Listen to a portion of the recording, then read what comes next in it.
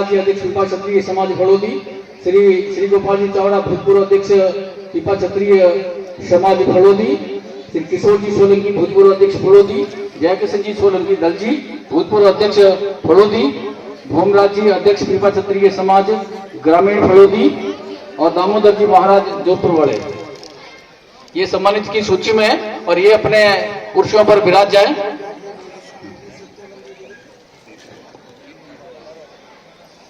मंच पर सर्वप्रथम गुरुवर राजाराम जी, संत कृपाराम जी ने अपना स्थान ग्रहण कर लिया है। उनके पास ही स्वामी तृप्तानंद जी गिरी जी महाराज। बोलो कृष्ण कन्हैया लाल की। ओम शिवाय नमस्तुभ्यं। ओम शिवाय नमस्तुभ्यं। श्री शिवाय नमस्तुभ्यं। श्री शिवाय नमस्तुभ्यं। ओम शिवाय नमस्तुभ्यं। ओम शिवाय नमस्तुभ्यं। श्री शिवाय नमस्तुभ्यं। श्री शिवाय नमस्तुभ्यं। ओम शिवाय नमस्तुभ्यं। ओम शिवाय नमस्तुभ्यं। श्री शिवाय नमस्तुभ्यं।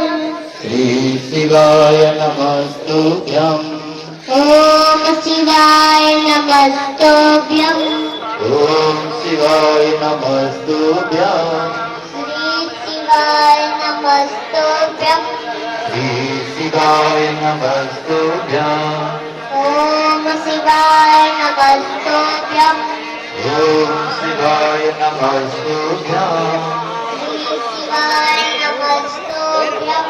श्री शिवाय। बोलो सतगुरुदेव की। बोलो कृष्ण कन्हैया लाल की। मेरे पीछे पीछे आप सब लोगों को बोलना है। मैं हूँ श्री भगवान का। मैं हूँ श्री भगवान का। मेरे हैं श्री भगवान। मेरे हैं श्री भगवान। अनुभव ये करते रहो। अनुभव ये करते रहो। तज ममता अभिमान। तज ममता अभिमान। मैं भगवान का हूँ। मैं भगवान का हूँ।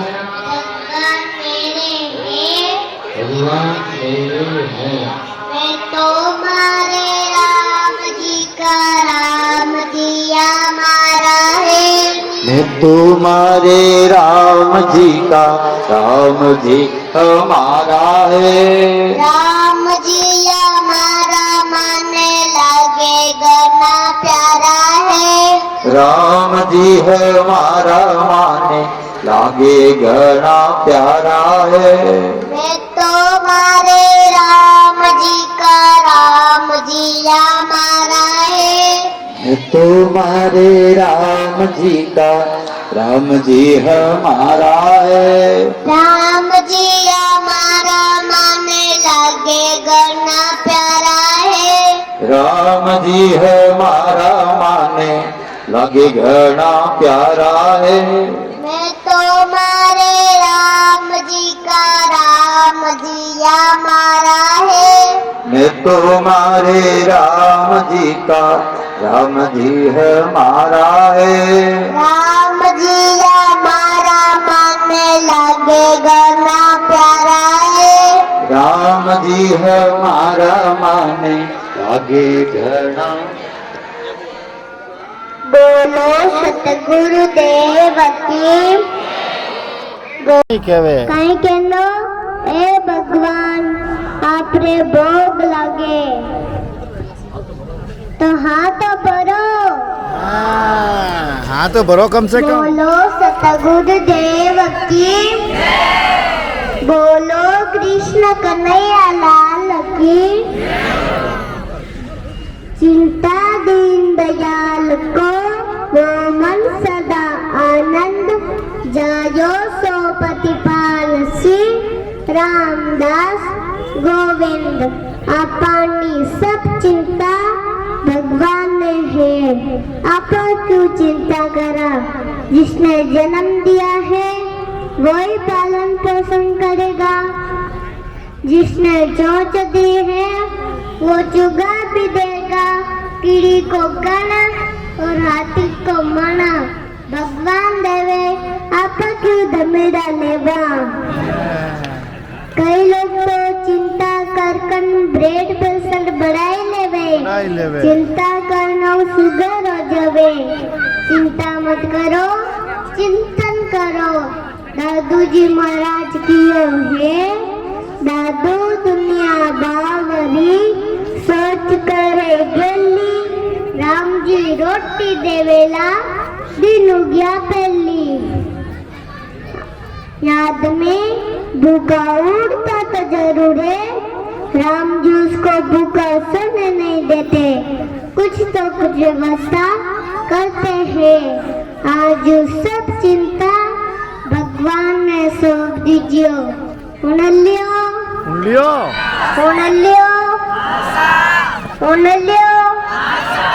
तो हाथ बढ़ो जोड़ो। आज सब चिंता भगवान ने सौंप दीजिए। बोलो सतगुरुदेव की, बोलो कृष्ण कन्हैया लाल की। करिया हो करोगे सेवा पाओगे मेवा। अच्छा करोगे अच्छा मिलेगा, बुरा करोगे बुरा मिलेगा। जैसी करनी वैसी बरनी, करो तो अच्छी करो, बुरी विचारो नाय। कसर पड़े जो क्यों करो, नाची उम्र माए। आपको मेरी बात अच्छी लगी? आपको मेरी बात अच्छी लगी? आपको मेरी बात अच्छी लगी तो तालियां तो बजाओ। बोलो सतगुरुदेव की, बोलो कृष्ण कन्हैया लाल की। सीताराम कहिए, सीताराम सीताराम सीताराम कहिए। जय तेरा के राम ताई विधि रही। जाहि विधि रखे राम ताहि विधि रहिए। मुख में हो राम नाम, राम सेवा हाथ में। मुख में हो राम नाम, राम सेवा हाथ में। तू अकेला नहीं बंदे राम तेरे साथ में। तू अकेला नहीं बंदे राम तेरे साथ में। सीताराम सीताराम सीताराम कहिए। सीताराम सीताराम सीताराम कहिए। जय तेरा के राम ताई विधि रही। जाहि विधि रखे राम ताहि विधि रहिए। जो भगवान रखे यूं रहनो, अपनी मस्ती में रहनो। ना किसी के प्रभाव में जियो, ना किसी के दबाव में जियो। जीना है तो अपने आप के स्वभाव में जियो। जंगल में रो या बस्ती में, लेरो में रो या कश्ती में, पर रो राम जी की मस्ती में। जो डूब जाता है राम जी की मस्ती में, चार चांद लग जाते उनकी हस्ती में। बोलो सतगुरुदेव की, बोलो कृष्ण कन्हैया लाल की। बहुत सुंदर आप सुन आइए।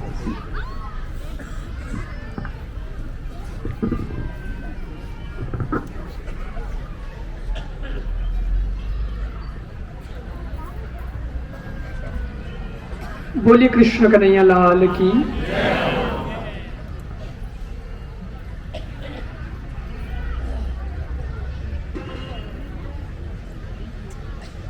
एक बार की बात है कि स्वामी विवेकानंद जी जा रहे थे, तो बीच में थोड़ी सी देर के लिए वो रुके, तो एक व्यक्ति उनको वहीं खड़ा मिला। स्वामी विवेकानंद जी ने उससे कहा कि भाई तुम यहाँ खड़े हो, कोई काम है तुम्हें? बोले मैं नहीं, मैं यूं ही खड़ा हूं। तो विवेकानंद जी ने कहा कि पास में मंदिर बना हुआ है, क्यों नहीं मंदिर में बैठ जाते हो, थोड़ा भगवान का दर्शन हो जाएगा, अच्छी जगह है, तुम्हें भी सुकून मिल जाएगा, भगवान को देख लो, दर्शन कर लो। उसने कहा कि मैं तो भगवान और मूर्ति मंदिर ये मानता नहीं। क्यों नहीं मानते? बोले कहते हैं भगवान तो कण-कण में है, भगवान तो सब जगह है। तो जब सब जगह है तो मंदिर में जाने की जरूरत क्या है? महाराज मैं जानता हूं कि भगवान कण-कण में है, मैं यहाँ खड़ा हूं, यहाँ भी भगवान ही है, मैं क्यों मंदिर जाऊं? स्वामी जी ने कहा कि तुम्हारी बात गलत तो नहीं है, भगवान तो है ही कण-कण में, लेकिन तुमने भगवान कण-कण में है ये कहकर के मंदिर को नकार दिया, ये बात जमी नहीं। कोई नहीं, अभी तो मुझे कार्यक्रम में जाना है, मैं वापस आऊंगा, कभी मिलेंगे तो बताऊंगा। ऐसा कहकर के स्वामी जी जल्दबाजी में थे, निकल गए। उनको कहीं प्रवचन सत्संग था उनका, वो चले गए। उनको घंटा, 1.5 घंटा, 2 घंटा लगा। वो वापस आए उसी रास्ते से, वही मंदिर पड़ा बीच में, और वो व्यक्ति अभी भी वहां लोगों से पूछ रहा था कि भाई यहां हवा की दुकान कहां है? जहां हवा टायर में भरी जाती है ना, हवा की दुकान, हवा की दुकान। विवेकानंद जी ने उसको देखा, कहा अरे अरे भाई तुम तो वही हो, अभी 2 घंटे पहले मिले थे अपन। बोले हाँ। तो हवा की दुकान क्यों पूछ रहे हो? बोले हवा की दुकान इसलिए पूछ रहा हूं क्योंकि मेरे गाड़ी के टायर की हवा निकल गई है और हवा भरवानी है। अच्छा, इसलिए हवा की दुकान पूछ रहे हो? हाँ, वहां दुकान पे जाऊंगा, टायर में हवा भराऊंगा। स्वामी जी ने कहा कि तो दुकान पे जाने की क्या जरूरत है, तुम जहां खड़े हो वहां हवा नहीं है क्या? हवा नहीं है क्या? उसने कहा हवा तो है ही, हवा नहीं होती तो मैं और आप जिंदा कैसे रहते? ये ऑक्सीजन ले रहे हैं, हवा ही तो है। स्वामी जी ने कहा तो दुकान पे जाने की जरूरत क्या है, टायर कर ले ऐसे ही हवा भर जाएगी, हवा तो है ही, तो दुकान पे जाने की क्या जरूरत? उसने कहा स्वामी जी आप कैसी बात करते हैं, बड़े अच्छे इंसान दिखाई देते हैं लेकिन बात ऐसी करते हैं। हवा तो यहां पर है पर ये टायर में काम नहीं आएगी क्योंकि बिखरी हुई हवा है और कोई यंत्र भी नहीं है, हवा टायर में जाए तो जाए कैसे? लेकिन हवा की दुकान जो है उसमें एक तो इकट्ठी हवा कर रखी है पहले से और यंत्र भी लगा रखा है, तो एकदम से हवा टायर के अंदर जाने की व्यवस्था है, जाएगी और वही हवा टायर के काम आएगी और उससे मुझे वापस गति मिल जाएगी आगे यात्रा की। स्वामी जी ने कहा बहुत अच्छे समझदार आदमी हो, पर तुम यार ऐसी बातें कर रहे थे 2 घंटे पहले, मेरे को उसका आश्चर्य है। बोले क्या? बोले मैं भी तो यही समझाना चाह रहा हूं। मैंने कहा मंदिर चले जाओ, भगवान के दर्शन कर लो, थोड़ा सुकून मिलेगा, तो तुमने भी कह दिया कि भगवान तो कण-कण में है, मंदिर जाने की जरूरत क्या है। मैं भी यही कहना चाहता हूं कि वो सात्विक तत्व, वो ब्रह्म तत्व, वो परम तत्व फैला हुआ तो सब जगह है, लेकिन जैसे हमारे 3 गुण बताए, सतोगुण, रजोगुण और तमोगुण, अध्यात्मिक स्थान जो होता है वह सबसे ज्यादा सत्वगुण होता है। सत्वगुण सब जगह होता है लेकिन बाकी सब जगह बिखरा बिखरा होता है, इसलिए वो हम पर प्रभाव नहीं डालता, लेकिन मंदिर के अंदर धार्मिक स्थल में वही सत्वगुण या अध्यात्म तत्व इकट्ठा होता है और हम उसकी छत में जाकर, उसकी छत के नीचे जब बैठ जाते हैं तब हमारे ऊपर उसका प्रभाव होना शुरू हो जाता है। इसलिए भगवान कण-कण में होने के बावजूद भी किसी मंदिर में जाकर भगवान की पूजा और माला फेरने का फायदा ज्यादा होता है, उसका परिणाम कुछ अनूठा होता है। और स्वामी जी ने तो वो बात उस व्यक्ति को समझा दी, लेकिन इसके माध्यम से सारे जगत को भी उन्होंने ये बात समझा दी कि ये देश, भारत, कोई भी देश जिस देश को आप देखें तो उनकी अपनी अपनी विशेषताएं हैं, ऐसे भारत की भी विशेषताएं हैं। और हम तो बहुत गौरव से मेरा भारत महान ये नारा भी लगाते हैं। वास्तव में भारत महान है। क्यों महान है? क्योंकि ये वह देश है जहां मंदिरों की संस्कृति है, जहां पर हम बाकी दुनिया के लोग और जिस तरीके से व्यवहार कर रहे हैं और दूसरे मत, दूसरे विचारधारा, दूसरे वर्ग के लोग जिस प्रकार की जीवन शैली जी रहे हैं और एक हम भारत के लोग भारतीय संस्कृति को अपना करके जो जीते हैं जीवन, उसमें बड़ा अंतर है। और अंतर तो है सो है, लेकिन हम भारतीय हैं, इसका हमको गौरव भी है। क्यों? एक तो पड़ोसी देश है, एक तो पड़ोसी देश है जहां इन दिनों कोई हिंदू अगर रोड पे निकल जाए तो वो निकला हुआ वापस सही सलामत घर पहुंचेगा या नहीं, इसकी गारंटी नहीं है। बांग्लादेश के अंदर गोलियों से भून भून करके इंसानों की हत्याएं की जा रही है, संत को परेशान किया जा रहा है। हमारे बाबा संत जो हैं उनको पकड़ लिया है, जेल में डाल दिया है। वहां इंसान के अंदर भी परमात्मा को नहीं देखा जा रहा है, लेकिन एक भारत है जहां हम पत्थर के अंदर भी परमात्मा का दर्शन कर लेते हैं। विचार करिए, हमारी संस्कृति कितनी गजब की संस्कृति है। हमें इस बात का गौरव होना चाहिए। और मुझे डबल खुशी है, मुझे और ज्यादा प्रसन्नता है, क्योंकि जिस स्थान पर मैं खड़ा हूं, जिस परिसर में आप लोग बैठे हैं, यहाँ कुछ साल पहले हमारे श्यामजी सोलंकी परिवार, विकी भाई मुझे दिखे थे, विकी भाई आए हुए हैं, और परिवार के द्वारा हमारे लाली माता जी बैठी हैं, और यहाँ बहुत सुंदर भागवत कथा का आयोजन हुआ था। और पुरानी बगीची है, प्राचीन स्थल, प्राचीन स्थल है, लेकिन इस जगह पर ये दिव्य भगवान के स्वरूपों को बैठाने का जो संकल्प लिया गया, और वो सपना था, लेकिन आज बरसों बाद वो सपना अपना हो गया, सपना साकार हो गया, और भगवान यहाँ पर आकर विराजमान हुए हैं। भगवान के इतने इतने स्वरूप, कृष्ण भगवान, दाऊ भैया, पीपा जी महाराज, उनकी सहचरी सीता जी, राम दरबार, हनुमान जी, माता जी, और इस प्रकार से ये पूरा का पूरा स्वरूप यहाँ पर जो स्थापित होने जा रहा है, मुझे लगता है कि ये संकल्प बड़ा गजब का संकल्प है। और धार्मिक स्थलों के केंद्र में एक और केंद्र जुड़ गया है, जो फलोदी की ये पीपा क्षत्रिय समाज की बगीची है। मुझे ये बात को कहते हुए प्रसन्नता है, गौरव है, और उससे भी ज्यादा मुझे प्रसन्नता इस बात की है कि ये सपना तो होता ही, इससे कई लोगों का होता है, लेकिन इस सपने को साकार करने के लिए भगवान ने जिनको चुना है, जिनको निमित्त बनाया है, वह यजमान परिवार, मैं उनको भी बहुत साधुवाद देता हूं, बहुत साधुवाद देता हूं। इन दिनों मैं जहां जाता हूं वहां देश को, लोगों को, सबको एक होने की बात कहता हूं कि एक हो जाइए, एक हो जाइए, एक हो जाइए, है ना। जब तक एक नहीं होंगे तब तक हम सेफ नहीं होंगे, है ना। कटोगे तो बटोगे, कटोगे तो बटोगे, कहते बोलो, कटोगे तो बटोगे। ये बात बिल्कुल सही है। और मुझे यहाँ आते ही पत्रिका जब मैंने देखी तो मुझे बड़ा गजब का संयोग मिल गया। ये संयोग है, लेकिन ये संयोग के पीछे एक संदेश भी है। ये यजमान दो हैं लेकिन नाम एक है। क्या गजब एकता का संदेश है। यहाँ यजमान दो परिवार है, एक तंवर परिवार है और दैया परिवार है, लेकिन नाम दोनों का एक है। यही तो होना है। भगवान भी हमको यही सिखाता है। हम जो कुछ भी होते हैं वो मंदिर के बाहर अलग अलग हो सकते हैं, लेकिन मंदिर में आने के बाद हम भगवान के भक्त होते हैं।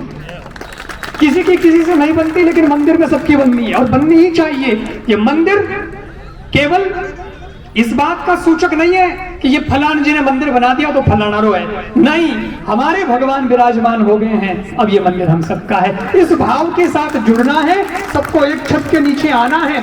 समाज को, ये पीपा क्षत्रिय समाज अपने आप में इस समाज पर भी भगवान की बड़ी कृपा है, संतों की बड़ी कृपा है। हम पीपाजी महाराज का नाम बहुत आदर के साथ लेते हैं। हम तो नानी बाई का मायरा गाते हैं, तो नानी बाई का मायरे का जो नरसिंह मेहता का रोल है, उसमें नरसिंह मेहता को नरसिंह मेहता बनाने का आशीर्वाद सबसे पहले जिस संत ने दिया था, उस संत का नाम पीपाजी महाराज।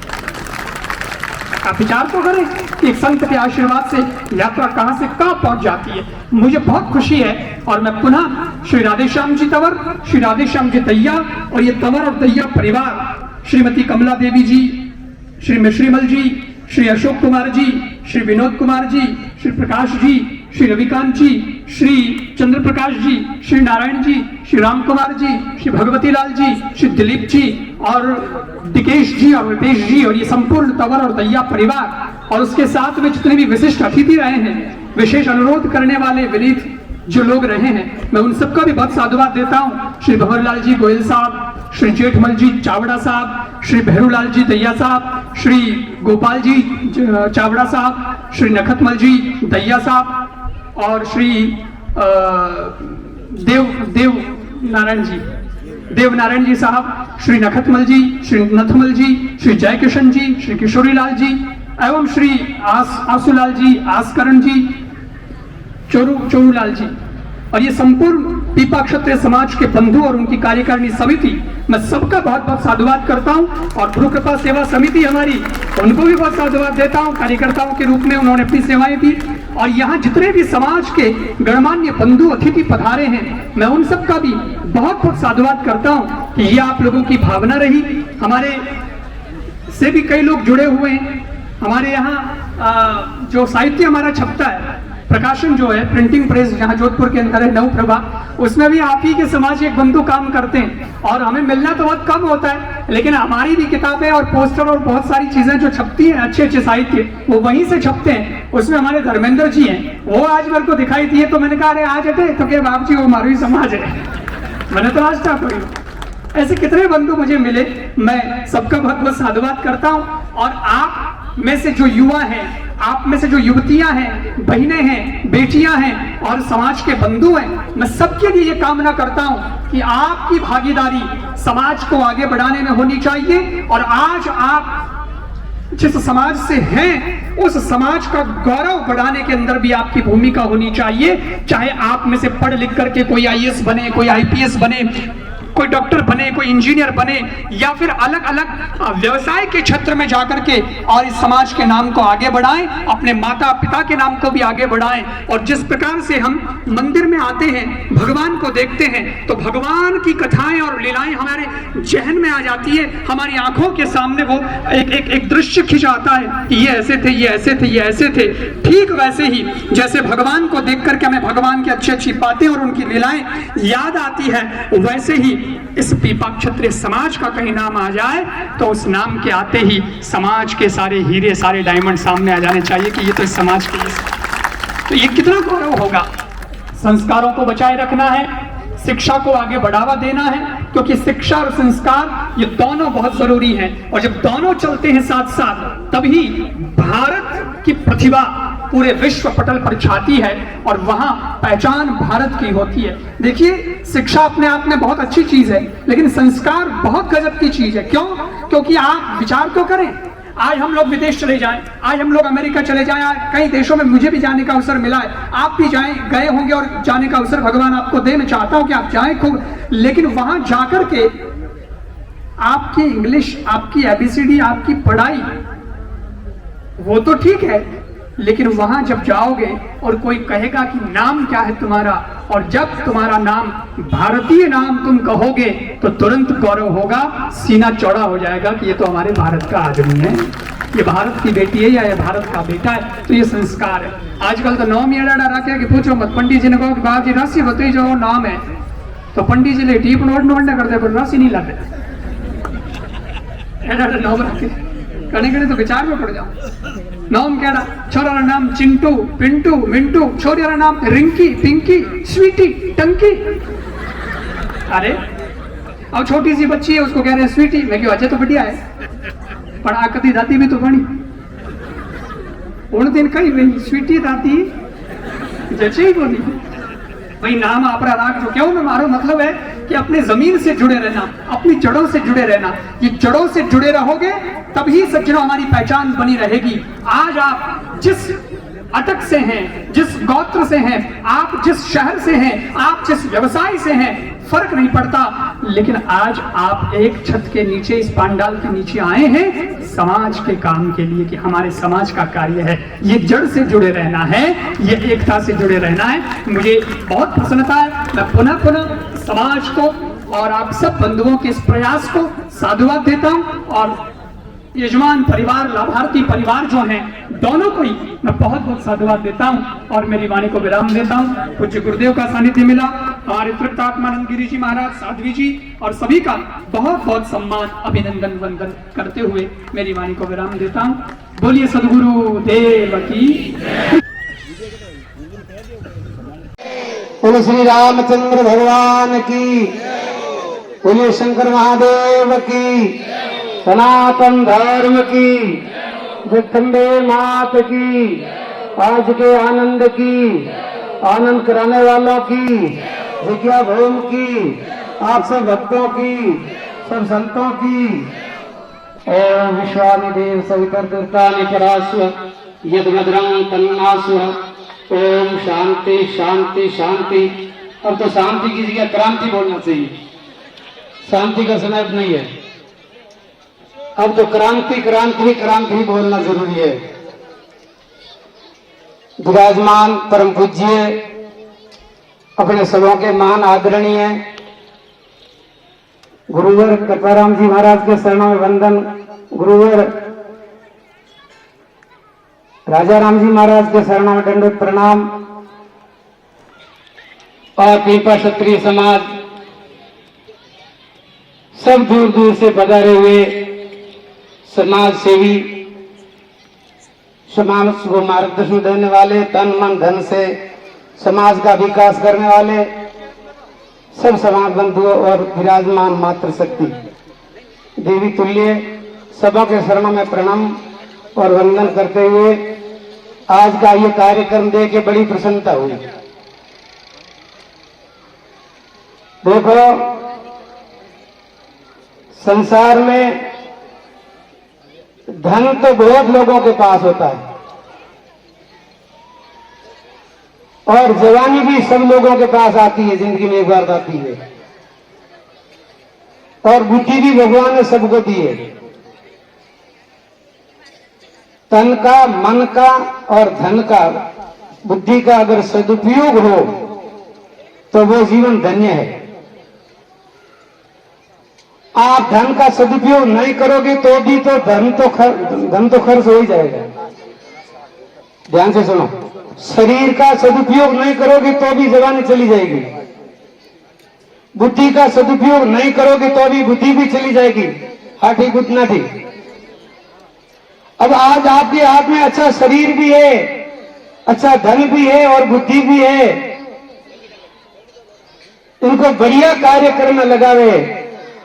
तो बढ़िया कार्यक्रम कौन सा है, बढ़िया कार्य कौन सा है? यही जो आप देख रहे हैं, इससे बढ़कर और कोई कार्य नहीं है। तुम्हारे पास कितना धन पड़ा कोई देखने लिए नहीं आएगा, लेकिन आपने परिवार को संस्कार शिक्षा देते हुए समाज के लिए कुछ किया है, या कुछ कर रहे हो, या कुछ करने की भावना है, तो आपका जन्म लेना सफल है, नहीं तो जीना ही बेकार है। पीपी जी महाराज ने लिखा है, तन से सेवा कीजिए, मन से भले विचार, धन से परोपकार कीजिए, ये है सर पीपा जी के विचार। ये तीन ही वस्तुएं अपने पास, तीन स्वर्ग में भी ले जा सकती है और तीन नरक में भी ले जा सकती है।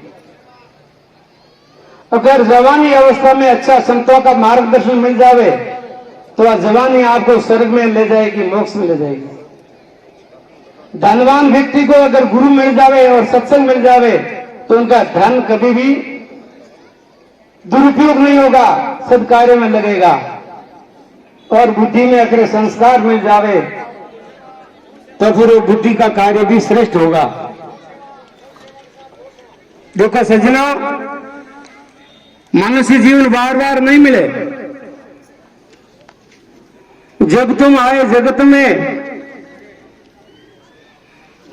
जगत ऐसे तुम रोए, ऐसी करनी कर चलो तुम हंसो जग रो। ये आध्यात्मिक शिक्षा भी है और इसके अंदर जीवन का पूरा रहस्य छिपा हुआ है। फिर लिखा है ये जीवन जो है ना, ये तो बहुत ही कम समय का है, ज्यादा लंबे समय का जीवन नहीं है। जितना हो सके इतना अपना समय, अपनी संपत्ति, अपने परिवार के कल्याण करते हुए समाज के कल्याण में लगाए। लिखा है कि सेवा समाज की, सेवा समाज की, खोज खुद की, प्रीत प्रभु से कीजिए, ये जीवन का जीने का राज जान करके जी लीजिए। बढ़िया जिंदगी जीनी चाहो, घर परिवार में अगर स्वर्ग रूप देखना चाहो तो आपको संस्कारों को महत्व देना पड़ेगा। शिक्षा के साथ में गुरुजी ने भी बताया, शिक्षा और संस्कार जैसे पक्षी होता है, पक्षी आकाश में उड़ता है, उनकी एक पंख काट दी जाती है तो सही सलामत नहीं उड़ सकता। ये हमारा जीवन है, ये भी एक पक्षी है, जीवन की यात्रा है। इसकी शिक्षा के साथ में संस्कार अति जरूरी है। संस्कारों के बिना जीवन अधूरा है। कटे हुए पंख की तरह पंछी का जैसा है, धन से सब कुछ नहीं होता है, पद प्रतिष्ठा मिल जाती है, सब कुछ नहीं होता है, लेकिन संस्कार मिलने से ही वो जीवन सुगंधित होता है, जीवन सुंदर होता है, परिवार स्वर्ग बनता है संस्कारों से। अब विचार करने जैसी बात है, अपने बच्चों को, परिवार को संस्कार कौन देगा? कहां संस्कार मिलता है, कैसे मिलता है, हम परवाह नहीं करते। बस बच्चे ने बढ़िया पढ़ाओ, अगली डिग्रियां कराओ। अरे बगैर संस्कारी डिग्रियों कहीं काम रही है? संस्कार दिलाओ तो बच्चों को संस्कार कहां मिलेंगे? पहले गुरुकुल होते थे, वो तो भी खत्म हो गए। स्कूलों में संस्कार है नहीं। अपना समाज पूरा सनातन हिंदू समाज पूरी विश्व ने संस्कार देनियो, पूरे विश्व ने प्रकाश देनियो आज अंधकार में है। आपने ध्यान है, लिखा है धन पद परिवार का मत कर जो अभिमान, पड़ोसी की जो दशा भई सो अपनी जान।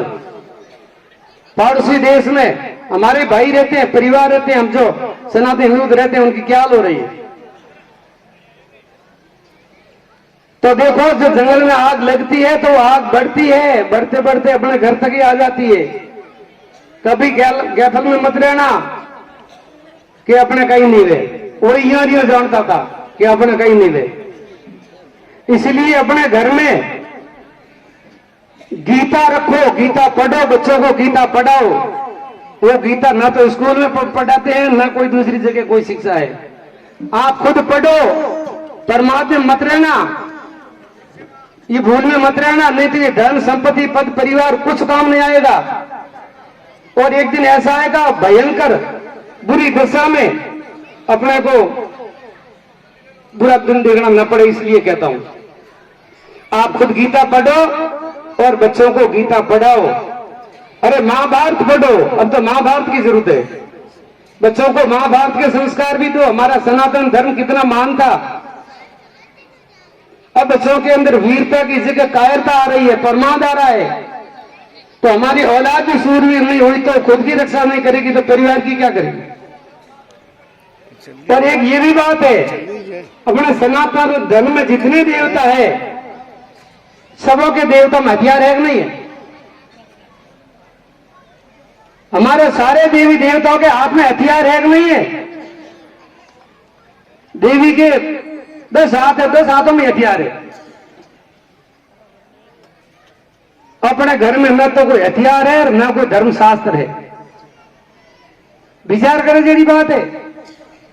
शस्त्र भी रखो और शास्त्र भी रखो। शास्त्र का भी ज्ञान होना चाहिए और शस्त्र का भी ज्ञान होना चाहिए।